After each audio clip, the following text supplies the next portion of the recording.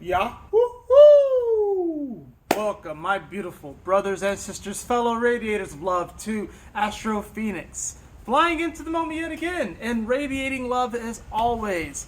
And welcome to this video where we're going to be talking about the new moon in Sagittarius. Yes, we had the new moon in Sagittarius early in the morning here on the East Coast, even earlier if you're on the West Coast. But this new moon in Sagittarius today is actually going to be at 4 degrees of Sagittarius. Now we have to remind ourselves that new moons, of course, are about beginnings, but they are also in many ways cutting off this last cycle because it is the beginning of a new cycle.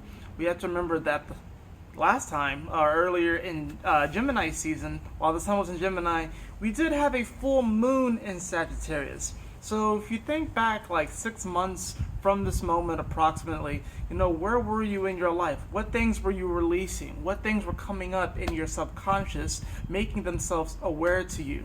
During the past 6 months, you have been dealing with this energy. Of course, when it comes to Gemini Sagittarius, this whole vibe. What is Sagittarius though?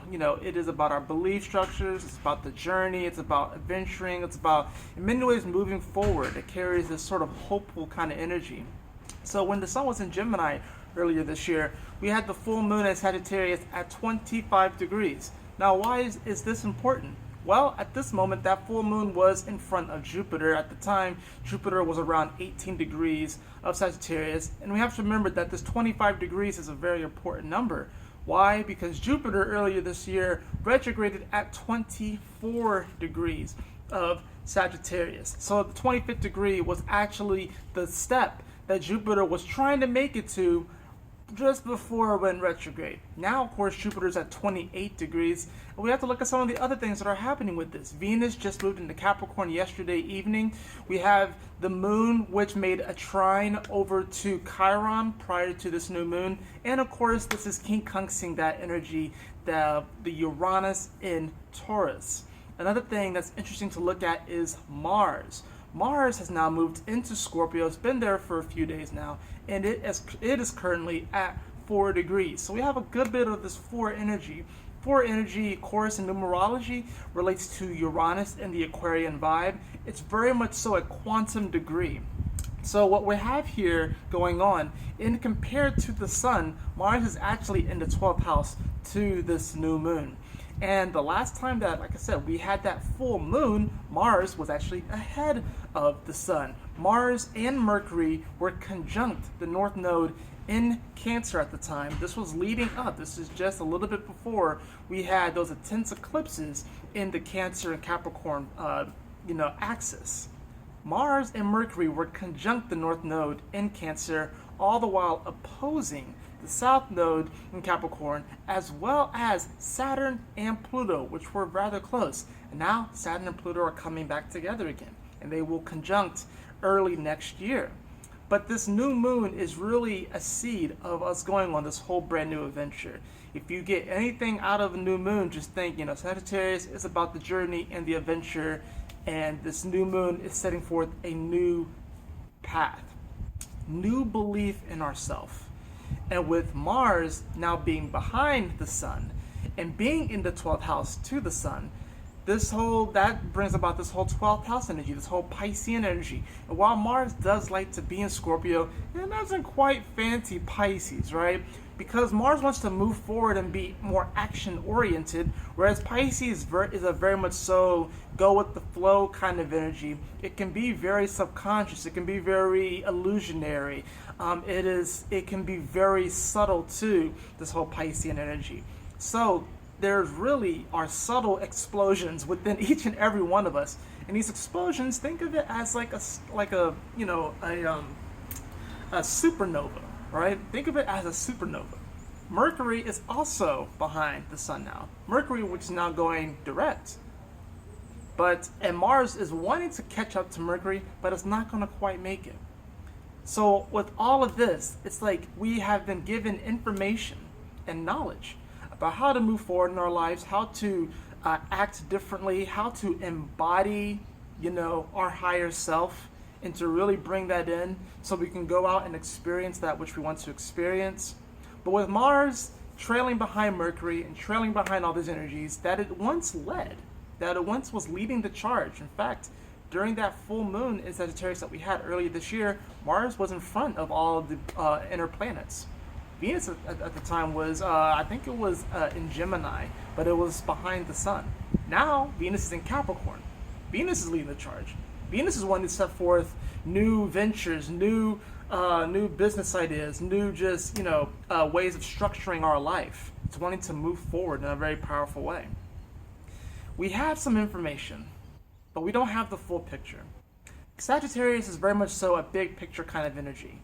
But with these energies in Scorpio, Mercury, and Mars, it's like we don't necessarily have the full picture. And we're starting to get little bits and pieces of it communicated to us through Mercury. And we're slowly beginning to act on these things. But we're looking at our life as where's the manifestation. But what's great about this new moon is that while Venus has shifted out of Sagittarius, Jupiter is still here. And of course the sun is here. So there is a lot of positive energy with this sort of new moon. And with it being at this 4 degrees, this is a sort of breakthrough kind of energy where you're going to begin to experience yourself in new and fresh ways. But the question remains is, when you project that out into, your surroundings, your environment, the universe, and society, are you going to shy away from these new beliefs? Are you going to shy away from this new sense of adventure that you have within yourself? Because it may or may not, more than likely if you're watching this, it probably won't, does not necessarily match up to the narrative of the collective. But you have to remind yourself, what is it that's truly valuable to you? That is the quincunx with Uranus and Taurus that's going on. What is truly valuable to you? And what's going to allow you to build that foundation for your life to move forward in a very powerful and positive way? So I do have a couple of cards that I drew here. And I also have this wonderful, wonderful guide inside the degrees. I've used this multiple times on here. And I want to read to you all 4 degrees of Sagittarius, but as well as 4 degrees of Gemini. Because one of the things that we don't really track in astrology is the Earth. The Earth rules Taurus, and the Earth is always opposite of the Sun. So right now, the Earth is actually opposing, of course, this new moon with the Sun and the Moon at 4 degrees as Sagittarius. But first, I want to read to you all from this because I was reading over it earlier today and I felt like it was just so synchronistic. Not only that, but both passages, 4 degrees of Sagittarius and 4 degrees of Gemini, were really connected. So the first card that I actually drew was the card of Finding Sanctuary. Finding Sanctuary, which reads, opening to your spiritual source. And Sagittarius is definitely a very spiritual kind of energy. Definitely a very visionary kind of quality. And it is information that is seemingly coming from this external creative force. But it's not really external, really. It's within each and every one of us. And opening up to your spiritual source is something that you have to do from the inside. You can listen to people talk about this stuff, including myself. You can listen to preachers or influencers or motivators speak on their life experiences as much as you want. But the only way that you're really going to find sanctuary is if you open to your own spiritual source. And you see, there's only one person that can get into this tower, and that is you. There's a version of you that's locked away in this tower. Think of it like sort of like one of those fantasy Disney-like things, where the princess or the prince is locked up in the tower, and there's a certain key. And only you can open up that door because you are the only one who has that key. So you can rescue that part of yourself. But it's interesting because when you get up there, you're going to be like, wow, this is actually a really beautiful view. And then that person that version of yourself will begin to tell you all of these experiences and all these feelings and all of these new ideas, these new creative ideas, these new passions. Or, of course, reaffirming old passions, but bringing it into a new, fresh light. They're going to be able to tell you this stuff. But you're the only one who has a key. You're the only one that can get up there. So let's read 4 degrees of Sagittarius, shall we? A young prince undresses to bathe in a pool, seeking your own reflection, willing to go to any lengths to divest yourself of which stands between yourself and your world, seeking a path a practice, a journey from an insulated way of life to a vitally engaged way of life, but hung up at the point of giving yourself completely over. I'm going to pause here for a moment because I think this is really interesting, because it's talking about, you have this insulated way of life, being locked up in the tower, but it's like you want to take this version of yourself that really wants to see the world, that wants to explore, that wants to go on the journey. But perhaps you may be afraid to move forward. Perhaps this version of you is afraid to move forward. We've locked ourselves away into this tower, but we're the only ones with the key. That's the Chiron aspect, right? But it's like we want to give ourselves fully to this experience, but there may be some fear there. Stalling for time, reaching for excuses, pulling in escapes and perpetuations of the status quo, you linger on the brink between one world and another, being locked up in the tower and the rest of the world. Propelled forward, but equally jerked backward, destiny shall assert itself in a forward direction at the right time. And before that happens, the drama of will he, won't he, will she, won't she, dominates consciousness and energy, keeping everything tense, fascinating, and hopeful. I think it's interesting how it ends this passage with the term hopeful, because I feel like that is something that really describes the Sagittarius energy. It is the last season before the winter, where we do have to hope that our harvest went well, that it's going to sustain us through those winter and cold months, right? And the warmth that we gather with our family and friends and our loved ones during Sagittarius season, which falls during the holiday season, will be able to sustain us throughout that wintry season.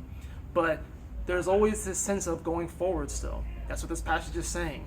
Not only that, but it's saying that these things will happen in the right time. So there's no need to force the situation. There's no need to force the issue. It will happen in the right time. But I also want to read to you all 4 degrees of Gemini, because this is where the Earth is right now.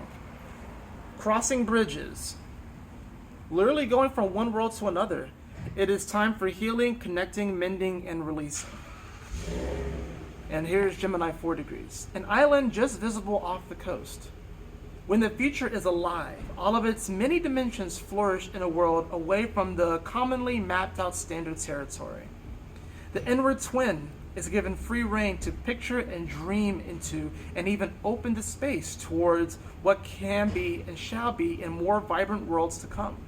The outward twin carries on as ever in the accustomed role of maintaining the status quo, but so little energy is given to this one, and so much life force is funneled into sensing new worlds and exploring all the amazing places, which these worlds spark on the inside of the soul, timelessly and authentically.